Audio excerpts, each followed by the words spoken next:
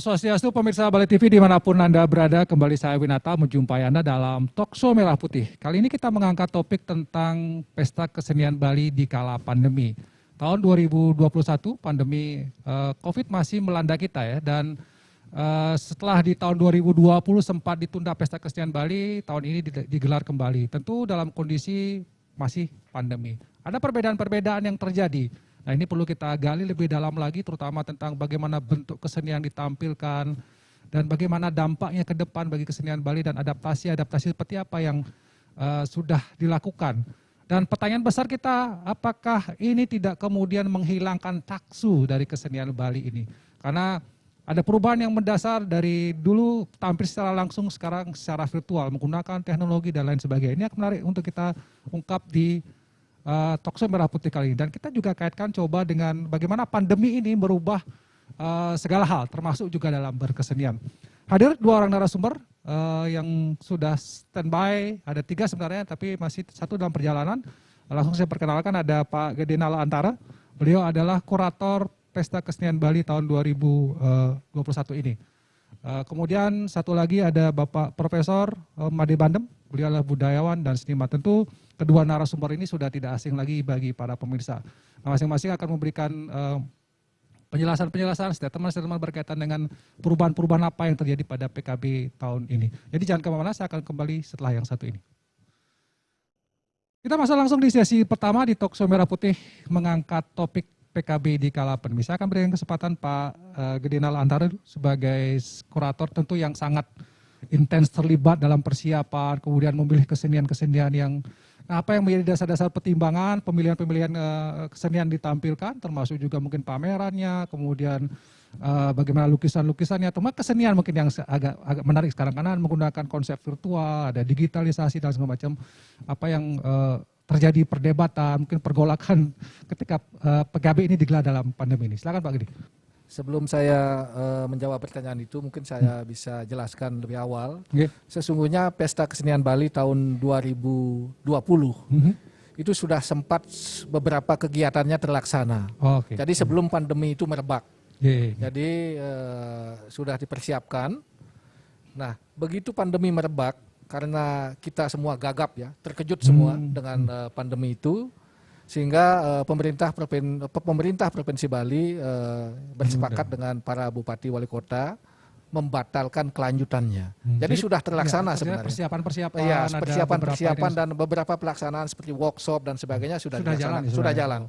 Nah, ketika pandemi semakin hebat, maka pada saat itu belum terpikirkan karena kita semua masih dalam suasana kacau mencekam menghadapi pandemi itu. Nah, begitu kita mulai beradaptasi dengan pandemi itu, barulah pemerintah Provinsi Bali melalui Dinas Kebudayaan bersama kami di tim kurator mulai merancang Pesta Kesenian Bali tahun 2021 dalam suasana yang kita hadapi seperti sekarang. Jadi dengan adaptasi kehidupan baru. Tentu dengan ada penyesuaian. Dan sekali lagi, semua itu kami lakukan berkoordinasi dengan kabupaten kota pasti. Karena Pesta Kesenian Bali ini kan tidak bisa terlaksana kalau memang kabupaten kota tidak terlibat. Nah, ini yang perlu dipahami juga, sehingga kami pun terus berkoordinasi dengan para pemangku kebijakan di kabupaten kota, termasuk dengan para senimannya. Nah, kemudian dalam proses ini tentu ya ada adaptasi yang paling penting yang berapa lama butuh waktu, setahun ini kah memang persiapan menyiapkan kesenian-kesenian itu? Di akhir tahun 2020 kita sudah menyiapkan dengan pola hibrid. Karena sebelumnya berpijak dari pengalaman pelaksanaan kegiatan atau event kesenian sudah mulai kombinasi luring dan daring ini dilaksanakan. Sehingga di Pesta Kesenian Bali tahun 2021 konsep hibrid ini dilakukan. Nah, sejauh mana nanti pergelaran-pergelaran yang akan ditampilkan dalam kegiatan-kegiatan, tidak hanya pergelaran ya, karena di Perda 4 2020 tentang penguatan dan pemajuan kebudayaan Bali, itu ada 8 item yang harus dilaksanakan selama Pesta Kesenian Bali. Nah itu kami di tim kurator beserta tim kreatif merancang bagaimana 8 item itu bisa kita siapkan untuk pelaksanaan Pesta Kesenian Bali tahun ini. Baik, kita akan break sebentar pemirsa Bali TV, dan itu sudah ada penjelasan awal gitu katakanlah dari Pak Nala sebagai kurator PKB ke 43 tahun 2021 ini. Karena tentu ini menjadi pertanyaan juga besar buat kita ya, bagaimana pemilihan, bagaimana konsep-konsep yang kemudian akan ditampilkan. Jadi saya akan break sebentar, jangan kemana-mana, saya akan kembali setelah yang satu ini. Ya, terima kasih pemirsa, Anda tetap setia bersama kami, dan saya langsung lagi ke sesi yang ini, dan kita sudah kehadiran satu lagi narasumber, Prof. Wayan Atnyana. Kalau kita akrab memanggil beliau Prof. Wayan Kun Atnyana gitu ya. Jadi selamat datang Prof.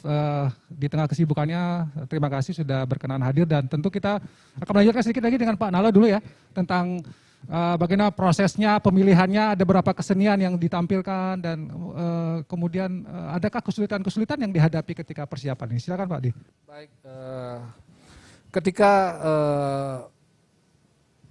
bisa dipastikan pesta kesenian ini berjalan tahun ini, tentu kami di pemerintah Provinsi Bali melalui Dinas Kebudayaan dan tim kurator, tim kreatif dan sebagainya merancang. Jadi sempat tarik ulur juga. Oh ya? Ya ini sempat tarik ulur, ini jadi enggak ya, okay. Karena situasi COVID naik lagi, landai lagi dan seperti itu. Termasuk juga masalah pembiayaan. Pendanaan. Ya, betul. pendanaannya. Karena kabupaten kota kita tahu pemerintah Provinsi Bali juga kesulitan dalam pembiayaan ini. Iya, iya. Nah, tapi akhirnya jadi dengan bantuan keuangan khusus dari pemerintah Provinsi Bali kepada kabupaten kota yang ada. Nah, sempat juga timbul kekhawatiran. Bagaimana nanti pergelaran itu termasuk pawai-pawai itu ketika ditonton oleh orang banyak menimbulkan kerumunan. Okay. Nah ini yang awalnya sehingga kami juga berpikir di tim kreatif membuat sistem Pesta Kesenian Bali itu menjadi hibrid. Ya, jadi pergelaran-pergelaran yang ditengarai akan mengumpulkan massa yang cukup banyak. Nah itulah yang akan ditampilkan dalam Pesta Kesenian Bali dalam bentuk daring. Jadi ada yang direkam terlebih dahulu dan memang ada yang dipertunjukkan langsung dan disiarkan secara live streaming di kanal-kanal media sosial, YouTube dan lain sebagainya. Jadi kami persiapkan betul. Nah, disinilah dituntut kreativitas kita para seniman nanti pada saat persiapan itu, dan di samping untuk menjaga pelaksanaan Pesta Kesenian Bali ini supaya tidak menjadi klaster baru dalam penularan COVID, nah, kami tetap melibatkan Satgas COVID Provinsi Bali, Satgas Gotong Royong COVID, sehingga protokol-protokol kesehatan kami lakukan secara ketat. Baik, saya ke Prof. Kun dulu. Karena sebelum beliau menjadi rektor ISI, beliau juga di Dinas Kebudayaan yang saya tahu persis beliau sangat intens terlibat dalam persiapan PKB tahun 2021. Mungkin bisa juga menambahkan dari sisi kajian akademisnya ketika kita bicara tentang PKB di kala pandemi, ada perubahan-perubahan itu apa yang menjadi pertimbangan-pertimbangan dalam penampilan keseniannya gitu ya. Tadi kan sudah disebutkan ya yang kira-kira mendatangkan kerumunan itu akan di daring. Tapi bagaimana yang lain-lain gitu? Termasuk juga konsepnya, apa yang harus divirtualkan, didigitalisasi penampilan keseniannya. Mungkin Prof. Kun bisa memberikan penjelasan. Silakan Prof. Oke, terima kasih Saudara Winato, Pak Nalo, Prof. Bandem yang saya hormati. Jadi terkait pelaksanaan Pesta Kesenian Bali ke-43 tahun 2021 ini memang boleh dikata persiapannya paling panjang. Jadi, praktis dari tahun 2020. Ya. Nah, jadi dari pemilihan komunitas atau sekehe yang terlibat itu adalah mereka yang sudah dipilih untuk mengisi Pesta Kesenian Bali ke-42 tahun 2020. Jadi dari sisi persiapan, dari sisi kualitas bagaimana mereka membangun pergelarannya, perlombaannya dan seterusnya itu sudah siap dari sisi konten. Nah, terus modifikasi yang dilakukan adalah terkait penerjemahan tema. Tema ya. Jadi karena tema itu harus memayungi konsep Satkertih yang secara periodik itu mengakomodasi tekanan-tekanan terkait filosofi kearifan lokal Bali Satkertih. Nah, tahun 2021 ini kita fokus berbicara tentang Wanakerti. Nah, jadi ada modifikasi. Nah, dalam 4 hari belakangan ini kita lihat terutama yang hasil rekaman Gong Kebiar semua bisa tidak saja menerjemahkan tetapi praktis bisa mengimplementasikan dari Topik visual pergelarannya yang kontekstual dengan tema. Nah, yang paling berat memang dari sisi tata kelola. Jadi khususnya dalam manajemen penonton gitu. Nah, sebagaimana yang disampaikan Pak Nalo tadi, jadi kita memang isian PKB itu kan sudah, kalau dari sisi isiannya konstan ya. Jadi ada parade atau utsawa, itu Gong Kebiar dewasa, Gong Kebiar wanita, Gong Kebiar anak. Pasti dari tahun ke tahun adalah segmen yang paling dinanti ribuan penonton. Nah, jadi terkait isian utsawa ini benar-benar digodok gitu. Baik dari pihak kita internal antara kurator dengan panitia, termasuk dengan Pak Gubernur, dan juga pihak kabupaten kota. Jadi mereka yang berkontestasi dalam tanda kutip, itu panggung parade adalah panggung yang paling prestisius. Betul. Jadi dari isiannya, terus kemudian dari sarananya, prasarananya, jumlah sound, taruhlah jumlah mic, apa itu harus sama. Sama ya. Cuma bedanya sekarang ada penonton langsung gitu aja. Ya, jadi tidak ada penonton pada saat rekaman. Ada penonton 130 krunya untuk bisa kita toleransi untuk hadir.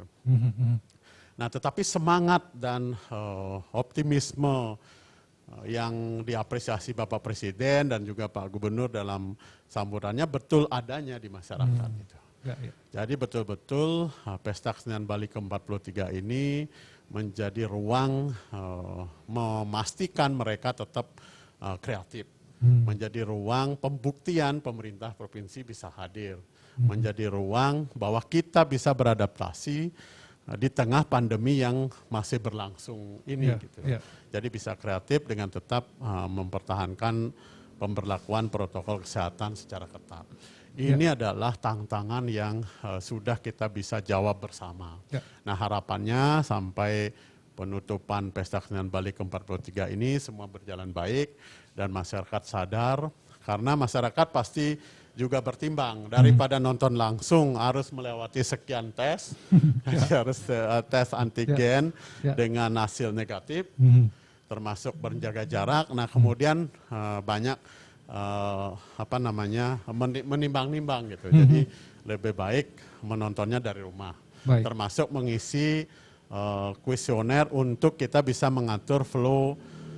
Saya kira inisiatif yang sudah dilakukan Dinas Kebudayaan Provinsi Bali bersama tim itu sudah berjalan baik ya. Jadi kami isi Denpasar memberikan atau berkontribusi dalam memfasilitasi ruang.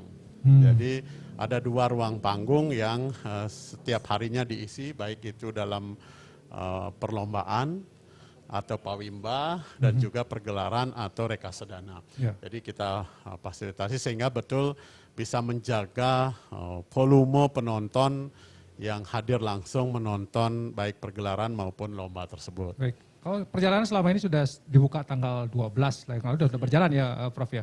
Nah, bagaimana masyarakat dalam pantauan Prof sementara ini, tanggapan mereka, apakah mengapresiasi ini atau seperti apa Prof? Jadi masyarakat di luar yang berpartisipasi aktif sebagai seniman ataupun sebagai tim kreatif itu tentu sangat positif ya. Jadi apa yang mereka tunggu-tunggu sejak lama, karena kan proses bagaimana PKB ke-42 yang sudah berjalan, sudah kita publis, brandingnya sudah kita buat, terus tiba-tiba harus kita hentikan bersama karena situasi. Nah, prakondisi yang berhasil kita lalui itu adalah bagaimana tetap bisa kreatif dengan seni virtual. Nah, ini adalah pengalaman yang sangat penting dan saya kira positif untuk seniman Bali secara keseluruhan, baik di perkotaan maupun pedesaan, sehingga dia menjadi aware, menjadi terbiasa dengan teknologi virtual.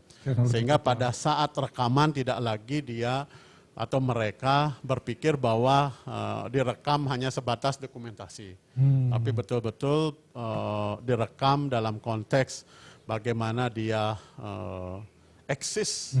Jadi tidak ada personil satupun tidak konsentrasi. Karena mata kamera tidak akan pernah tahu akan memberikan fokus rekaman kepada siapa gitu. Jadi mereka lebih sehingga tiap elemen dalam pergelaran itu energinya sama gitu. Itu keuntungan kita dengan pola-pola virtual gitu. Ya.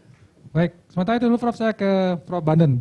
Prof Bandem, kalau kita lihat kan ini ada yang baru ya, virtual gitu ya, rekaman ini, tidak tampil secara langsung Prof. Nah, sementara kita tahu bahwa kesenian Bali itu sangat erat sekali interaktifnya dengan penonton. Saya gong kebiar itu, ya Mas Surya lah misalnya, kalau ada yang salah disuruh gitu misalnya, tapi nggak ada nih, jadi tahu salah apa enggak. Nah gimana, apakah taksunya, katakanlah begitu Prof, kita langsung itu apakah tidak berkurang karena persoalan ini di virtual gitu tampilannya. Silakan Prof. Terima kasih Pak Winata, selaku moderator, Pak Prof. Dr. Kun Adnyana, Rektor ISI Denpasar, Pak Gede Nale, selaku tim kurator dan juga kelompok ahli Gubernur Provinsi Bali. Jadi sebelum menjawab mengenai apakah taksu hilang, apakah taksu pudar, begitu. Sesungguhnya pesta kesenian Bali itu bagi seniman-seniman Bali, baik yang tradisional, yang folklorik maupun yang juga fungsional kontemporer, sesungguhnya bahwa PKB itu adalah titik kulminasi dari sebuah kreativitas gitu. Jadi puncak kreativitas seniman yang memang ditunggu-tunggu setiap tahun berlangsung di Provinsi Bali, terutama di Taman Budaya Denpasar. Nah, kenapa demikian? Oleh karena seniman-seniman itu kan sudah ada wilayah-wilayahnya.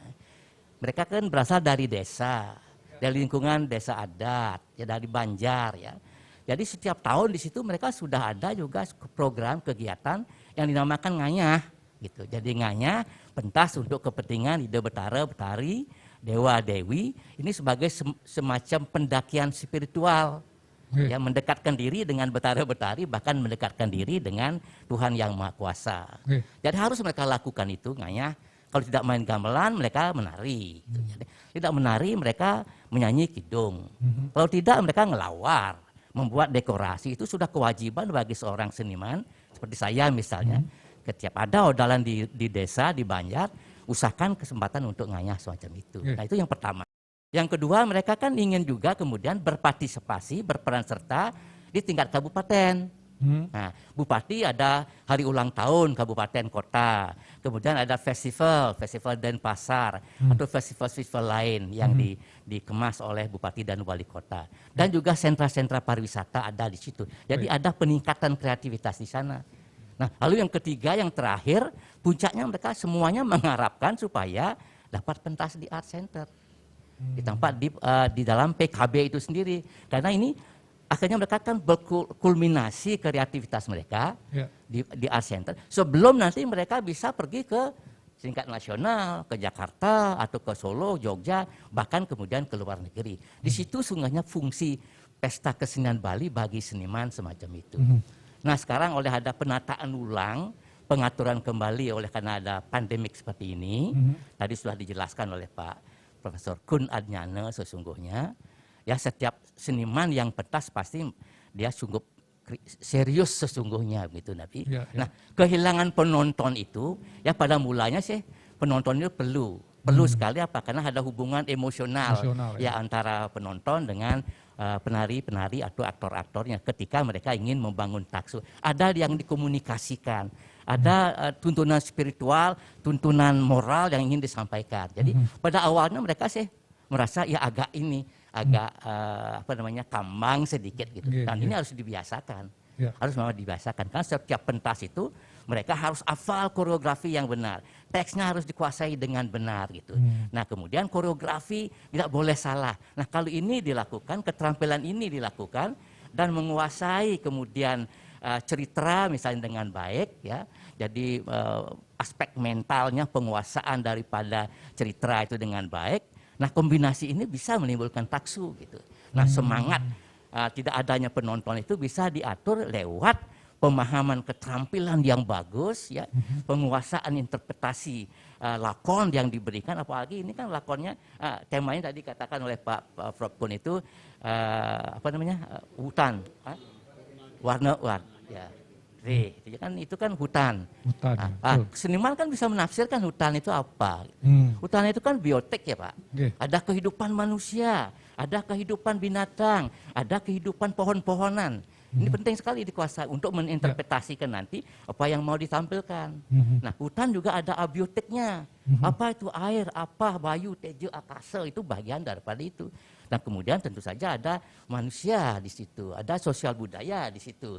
Nah, kombinasi ini harus menjadi tafsiran seniman untuk bisa tampil maksimal dalam menafsirkan tema-tema yang diberikan oleh tim kurator itu, Warnoketi seperti itu. Nah, di situ bisa sungguh membangun tasu. Apalagi kalau seniman itu pernah pergi ke lingkungan hidup ke hutan, mereka itu bisa kemudian melihat bahwa ada pura alas angker gitu untuk upacara pekelem, untuk upacara odal yang besar yang selalu membutuhkan 3 saksi utama. Ini Pak Nalo ini kan ahlinya di situ. Dewa saksi, manusia saksi, buta saksi, kan gitu. Nah, ini kalau ini dapat dikuasai, ditafsirkan secara bagus, bisa dia menyatu dengan pemikiran masyarakat semacam itu, saya rasa taksu itu bisa bangun. Nah, tapi memang lah ya bahwa hubungan antara penonton dengan penari-penari yang pergelaran itu sesungguhnya penting. Ini begini Pak, Bali ini istimewa.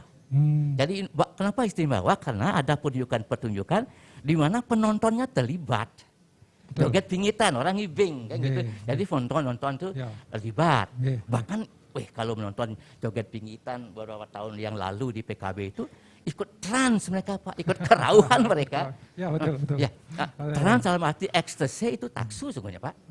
Kalau kita bisa memaknai trans dengan baik, ekstasi itu taksu, ketakson itu jangan berlebihan, jangan dibuat-buat kan seperti itu. Tapi itu yang tidak terjadi di PKB kali ini kan gitu Prof. Ya, tidak terjadi di PKB ini. Tapi tetap taksunya bisa dibangun sebenarnya Prof ya. Nah, bagaimana dengan virtual itu Prof? Ya tampil di LED, kemudian ada seni videografinya yang tampil, apakah itu juga tidak mengurangi nilai seni yang memang sebenarnya tradisi sebenarnya, tapi ada modernisasi di situ, apakah enggak mengurangi Prof? Begini. Saya bertanya kepada beberapa penonton yang seumur saya, umur saya. Ini kan ada pementasan yang bersifat virtual dengan YouTube, disebut itu punya YouTube. Lalu ada pementasan yang ditampilkan di Bali TV atau TVRI, yang menyebut lembaganya seperti itu. Nah, orang-orang tua itu, Bali nggak ada apa di PKB gitu, nggak ada apa-apa. Kemarin baru ada festival Gong Kebiar di Bali TV atau di TVRI gitu. Karena mereka belum biasa dengan sistem virtual dan YouTube itu. Jadi yang tua-tua masih menginginkan ada penampilan seperti itu ya. Nah, kemudian yang disampaikan dengan virtual itu anak-anak muda, saya rasa mudah-mudahan bisa gitu, mudah-mudahan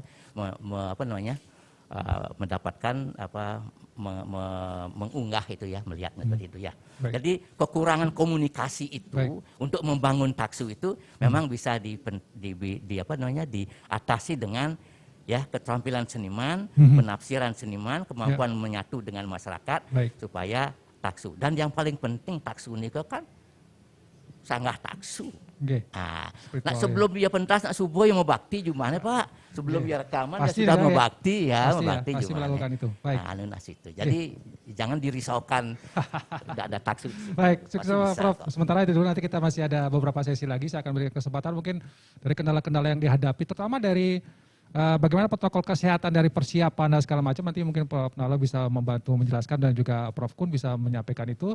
Karena ini kan juga mudah-mudahan ya PKB ini seperti yang diharapkan oleh Pak Presiden itu bisa menjadi penunjukan ajang bagaimana Bali sebenarnya aman. Walaupun pesta kesenian digelar, tidak terjadi peningkatan kasus. Itu yang kita harapkan. Jadi jangan kemana-mana, saya akan kembali yang satu ini tuh.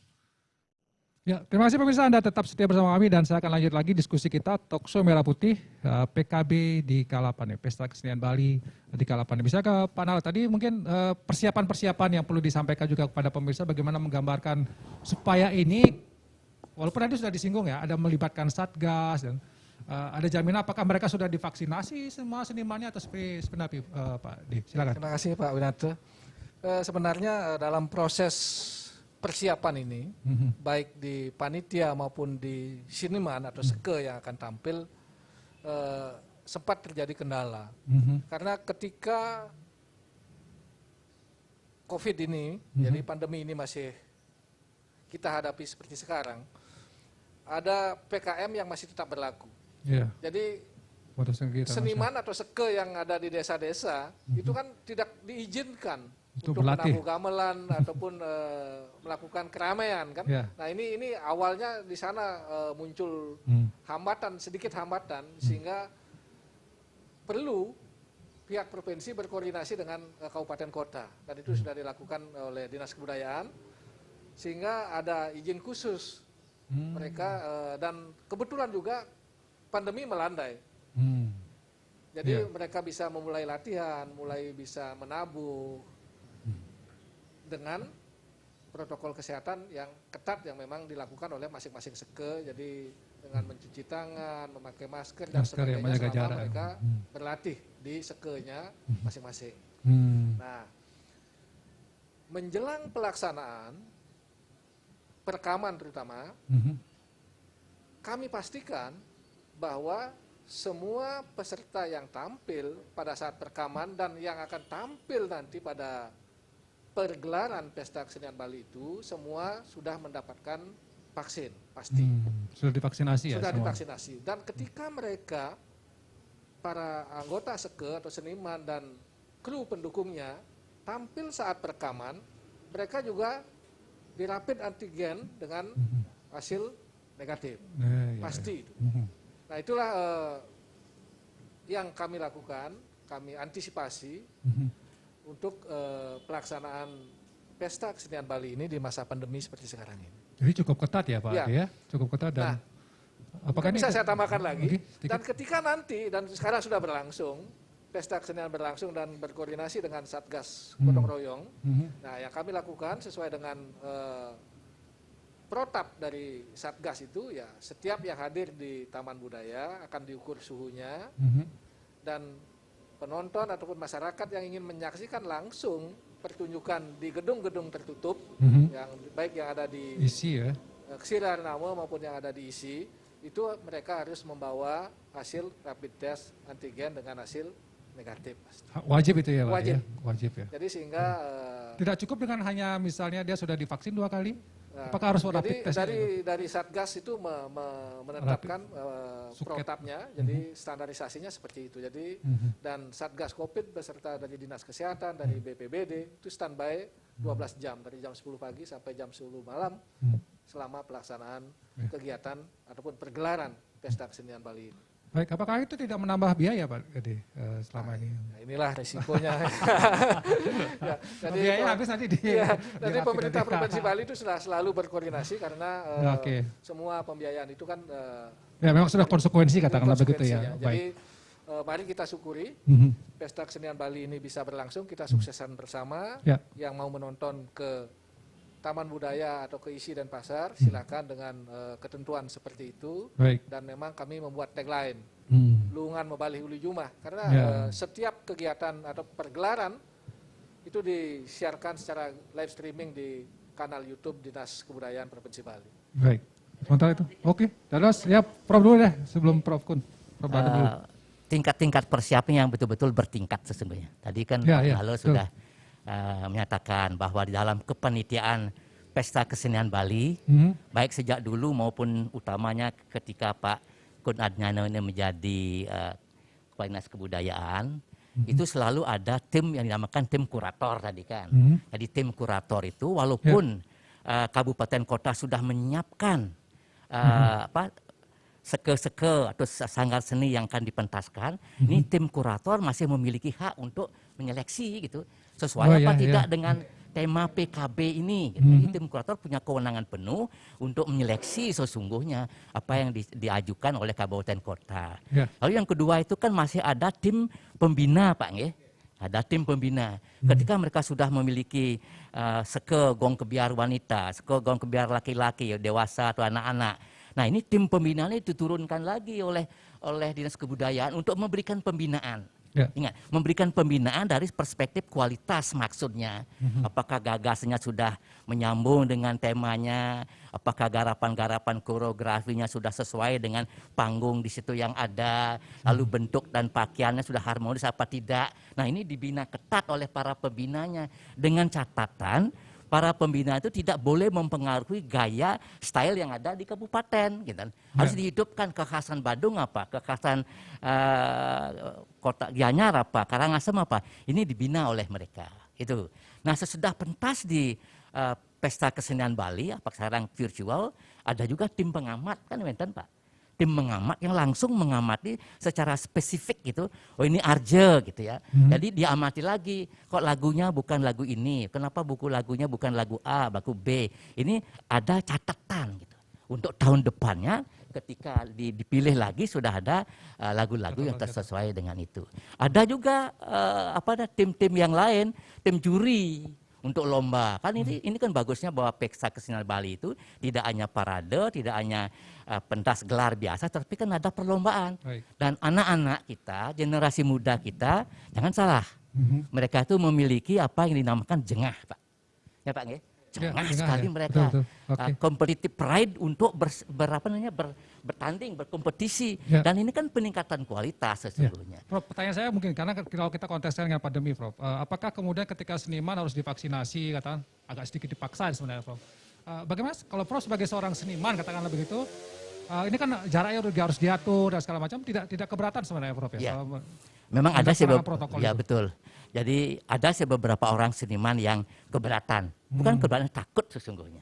Takut divaksin. Tapi kan ada informasi kemudian bahwa kalau mereka memang memiliki penyakit yang dibawa, ada bawaan apakah itu jantung, apa itu darah tinggi, kan selalu diperiksa sebelum mereka divaksin. Ingat ya, yang memaksin itu tidak sembarang orang, dokter lah semuanya kan, dokter harus diberikan pengertian seperti itu.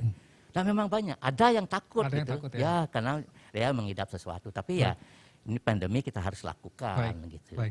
Oke, saya ke Prof Kun ya, kalau isi nih berkaitan dengan bagaimana pertanyaan mungkin di masyarakat, sejauh mana keterlibatan isi sebenarnya, apakah juga dalam proses, karena ini ada adaptasi ya, virtual dan segala macam, apakah kemudian tenaga-tenaga akademik dari isi ini memberikan kontribusi tidak? Harusnya garapannya seperti ini supaya dia tetap mempunyai nilai taksu, atau seperti apa peran serta isi dalam persiapan untuk bagaimana apa yang ditampilkan di PKB ini? Terima kasih. Jadi isi itu kan lapisnya sivitas akademika ya. Satu, ada mahasiswa, terus juga ada pendidik, dalam hal ini dosen. Nah dari sisi mahasiswa itu, jadi khusus untuk pergelaran pembukaan Pesta Kesenian Bali, jadi kami kolaborasi dengan Sanggar Karawitan Bunga Dedari. Jadi dari Sanggar Bunga Dedari mengundang anak-anak, terus juga alumni isi. Nah, terus kami kolaborasi membuat garapan atau membangun garapan sendra tari Japetuan.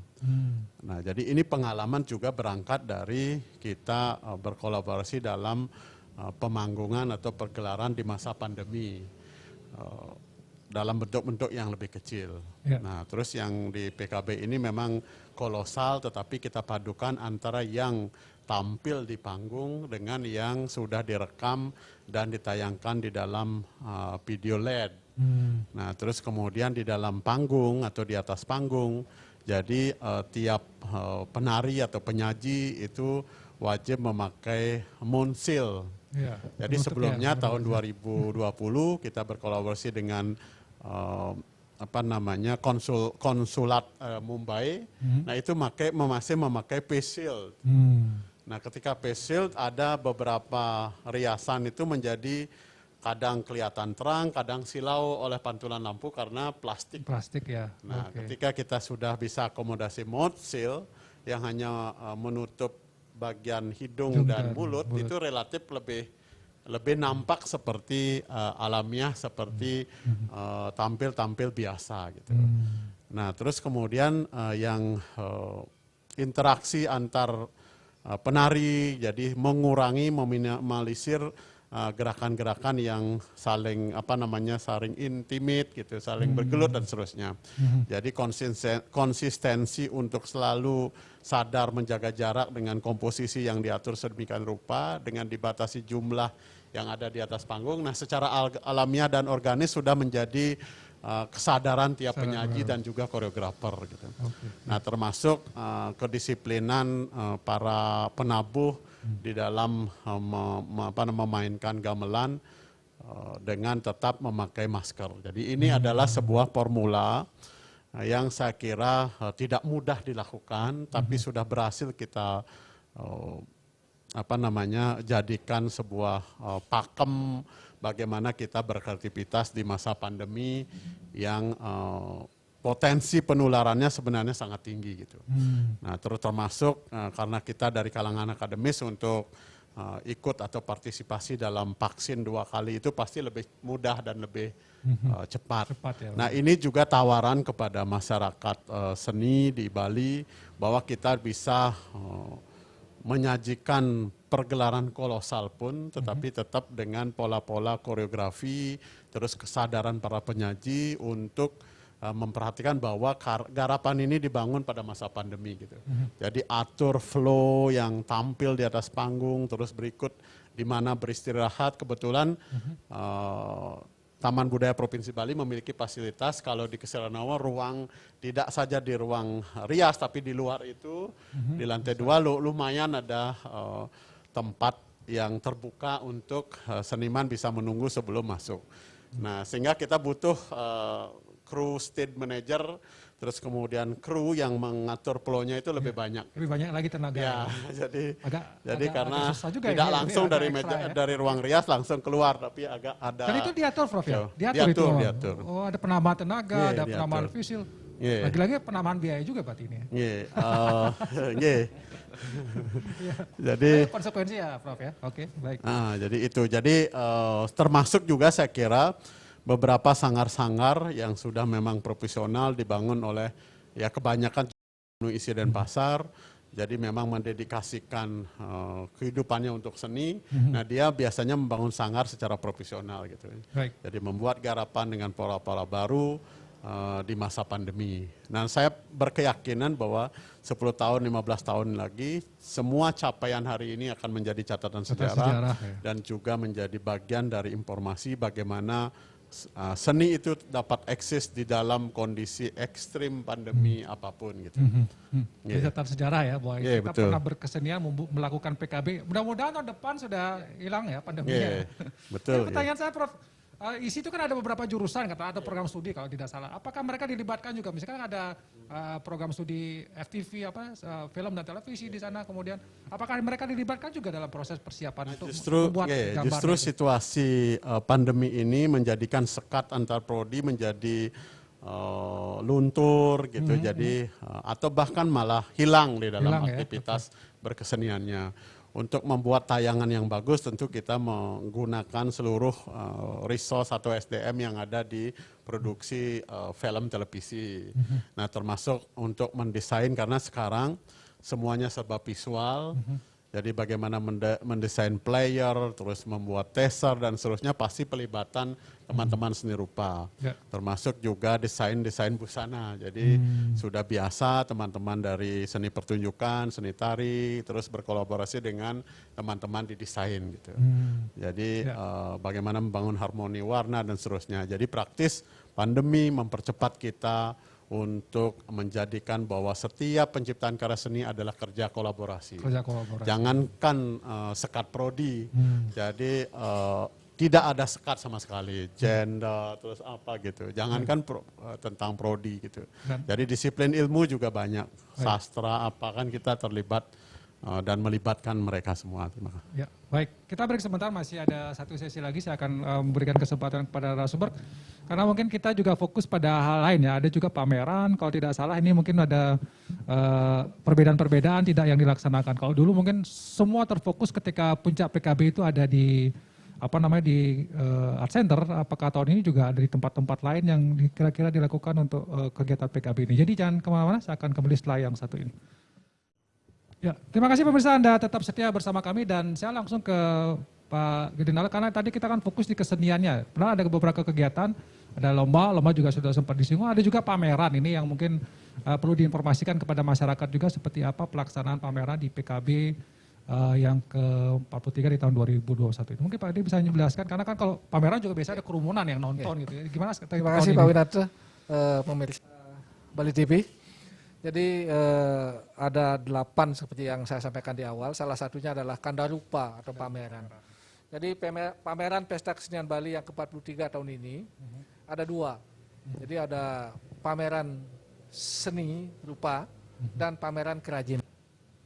Jadi pameran seni rupa itu dilaksanakan di 3 tempat. Jadi kita pecah supaya pengunjung bisa lebih leluasa, tidak menimbulkan kerumunan. Oke. Jadi pameran seni rupa itu ada di Museum Puri Lukisan di Ubud yang akan menampilkan lukisan-lukisan tradisi dan lukisan-lukisan klasik. Jadi Pesta Kesenian Bali itu kan ranahnya seni tradisi seni klasik. Betul. Jadi lukisannya pun adalah lukisan tradisi atau lukisan klasik.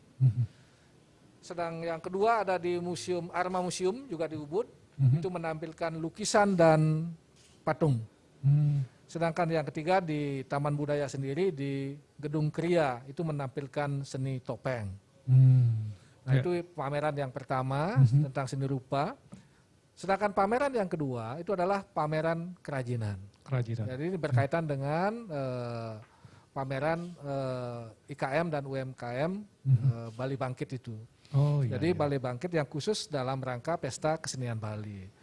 Jadi yang sangat berbeda dari jumlah peserta dulu. Peserta pamerannya jumlah ini, peserta pameran. Jadi kalau sebelumnya sampai 300 peserta, jadi sekarang hanya 97, jadi masih di bawah 100. Dan dari peserta itu sudah dilakukan kurasi yang sangat ketat oleh Dekranasda dan teman-teman di Dinas Perindustrian dan Perdagangan ya.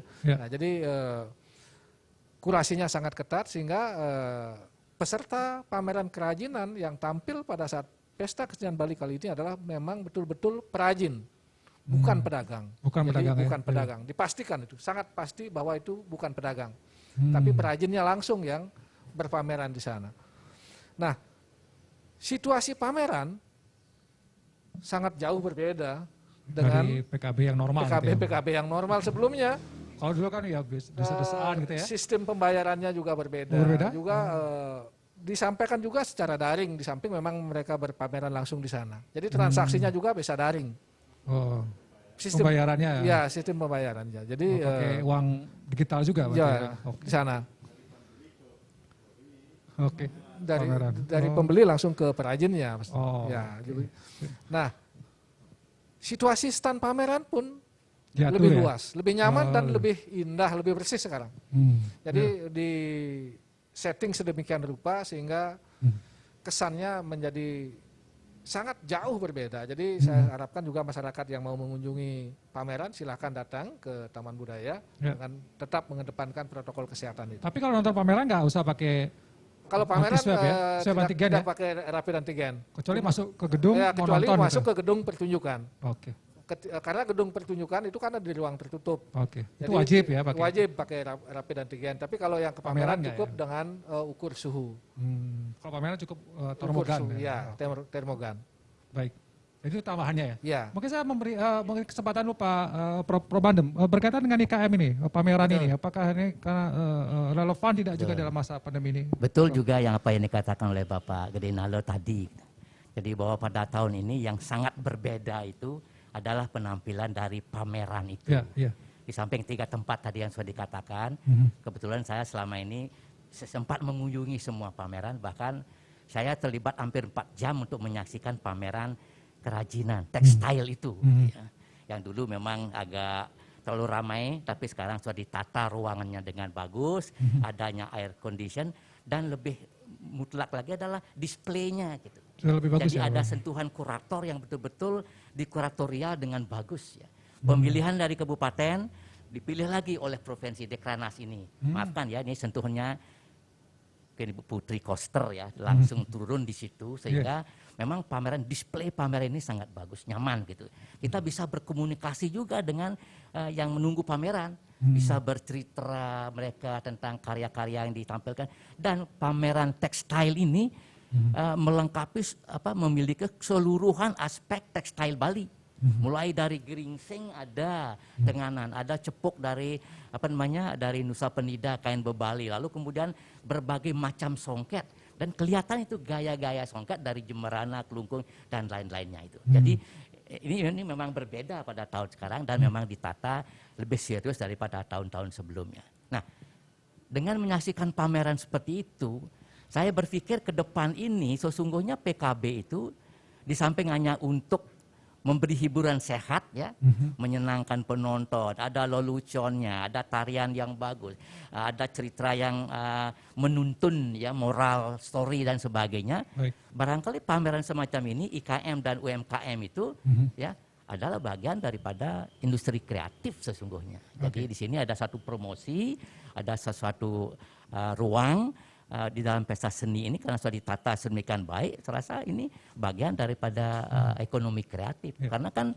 tekstil itu adalah ya bagian daripada benda-benda industri kreatif semacam itu. Ini mungkin bisa jadi contoh ke depannya untuk dilaksanakan dengan seperti ini ya, dengan menempatkan kualitas ya Prof ya. Betul, kualitas itu penting sekali dan menampilkan memang kualitas benda-benda yang bagus. Nah, terakhir ya sebelum diserahkan kepada Pak Prof Kun, tadi kan beliau mengatakan bahwa kolaborasi antara teknologi dan seni budaya sekarang sudah mutlak ya jadi sejarah, karena 2 tahun yang lalu Pak Prof Kun ini mengadakan semacam sarasehan seminar dipimpin oleh Wakil Gubernur, ingat Pak ya.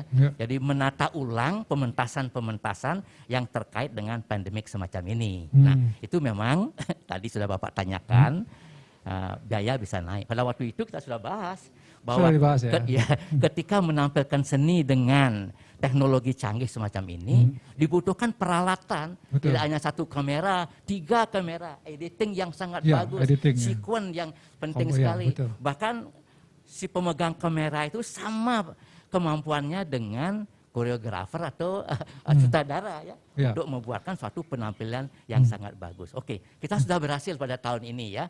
Nah, tapi masih ada sih sesungguhnya kekurangan di sana sini, overlapping di sana sini, sehingga barangkali yang kita tonton itu tidak bisa mulus semacam itu. Nah, saran saya ke depan ini kepada bapak-bapak panitia dan mungkin Pak Kun juga setuju, perlu memang ada semacam workshop gitu. Jadi kolaborasi teknologi dan seni pergelaran. Sutradara sama pemegang kamera ini perlu ada semacam kesesuaian untuk menyusun skenario bersama itu supaya nanti penampilan itu betul-betul merupakan seni video yang apik, yang bagus. Baik. Jadi saya bangga melihatnya. Tapi yang sekarang sudah cukup optimal. Sudah cukup, ya. Masih bisa dinaikkan lagi betul, kualitasnya. pasti kualitas. Kita kembali pedoman kita kan Hollywood atau Bali TV, semuanya Bali kan. Sorry ya Pak. Ya, jangan juga kemana-mana. Terus mungkin Prof Kun ya sebagai langsung closing statement Prof Kun. Tapi mungkin bisa ada menggambarkan bagaimana, kalau saya sih membayangkan agak double kerja kita selama waktu ini ya. Sekarang ini maksud saya harus persiapan, ada misalnya Pait Ayah kemarin harus direkam dulu, termasuk juga senda tarinya. Ada gambar di mana si tokoh itu masuk ke goa itu, saya lihat berarti mereka kan mau payas dulu juga ya sebelum pentas itu untuk diambil gambarnya. Ruwet juga ini. Gimana Prof Kun melihat ini Prof? Silakan Prof. Jadi memang perlu adaptasi, terus juga pola-pola membangun spirit inovasi itu dengan cara berbeda gitu. Betul. Jadi betul apa yang disampaikan beliau Winata bahwa ada tahapan yang harus dilalui dan setiap tahapan sama pentingnya dengan pemangkungan itu sendiri. Jadi apa yang ditampilkan sebenarnya sesungguhnya itu sudah dilakukan sebelum dipanggungkan. Betul. sehingga menjadi adonan yang bagus dengan penampilan. Kalau itu kombinasi antara luring dengan daring, memang jadi utuh, jadi padu, terus kita dapat lihat bahwa betul-betul sebuah pertunjukan, sebuah tontonan yang tetap mengundang imajinasi, tetap memuaskan kita dari pola-pola artistik yang kita, ini kan universal gitu. Jadi seni yang bagus saya kira pada setiap personal mengapresiasinya itu akan bisa dinikmati bagus. Ya. Jadi kalau seni yang buruk, nah seberapapun kita wacanakan pasti akan ada pertentangan antara selera-selera gitu. Jadi seni yang bagus melampaui selera. Nah ketika Pesta Kesenian Bali sudah diposisikan sebagai pemanggungan kualitas, pemanggungan mutu, nah mari kita sambut bersama-sama untuk menuju Pesta Kesenian Bali ke-44 tahun 2022. Jadi 22, ini ya. angkanya penting. Ya. Jadi 442022. Jadi betul, ya. harus semua bersiap untuk menampilkan kualitas karena panggungnya sudah ditempatkan pada posisi seperti itu. Gitu. Baik. Jadi saya kira itu dan apresiasi kami baik secara kelembagaan maupun pribadi bahwa keberpihakan pemerintah Provinsi Bali menjadi pembuktian bahwa komitmen yang disampaikan dalam visi misi tidak hanya deretan teks, tapi sudah pembuktian, sudah menjadi ruang aktualisasi bagaimana di situasi pandemi ini kita bersama bisa mewujudkan Pesta Kesenian Bali ke-43 ini secara sukses dari sisi mutu. Ya, saya kira itu. baik. Terima kasih Prof. Kun Adnyana, Pak D. Nale, Pak Prof. Bandem sudah memberikan kita gambaran dan motivasi sebenarnya juga bagaimana kesenian Bali, kita berkesenian, seniman, kebudayaan Bali tidak padam ketika pandemi ini terjadi. Kita sudah melakukan adaptasi walaupun membutuhkan pengorbanan yang lebih. Tapi ini tentu menjadi pelajaran kita bersama. Dan tetap kita berdoa mudah-mudahan pandemi ini segera berakhir, hidup kita normal, true normal gitu istilahnya. Sehingga berkesenian pun bisa menjadi lebih baik. Tapi catatan sejarah penting kita di tahun ini bisa menggelar PKB. Yang kita harapkan juga jangan sampai terjadi lonjakan kasus. Dan mudah-mudahan stabil, konstan, bahkan bisa mereda, hilang. Sehingga tahun depan mudah-mudahan PKB bisa dilaksanakan dengan baik. Perekonomian juga bisa segera dibangkitkan. Tetap pesan kita, lakukan protokol kesehatan dengan baik, pakai masker, jaga jarak, dan juga tetap cuci tangan. Demikian, Talkshow Merah Putih kali ini saya ucapkan terima kasih atas perhatian Anda. Saya tutup dengan Parama Santi, Om Santi, Santi, Santi, Om. Terima kasih, sampai jumpa.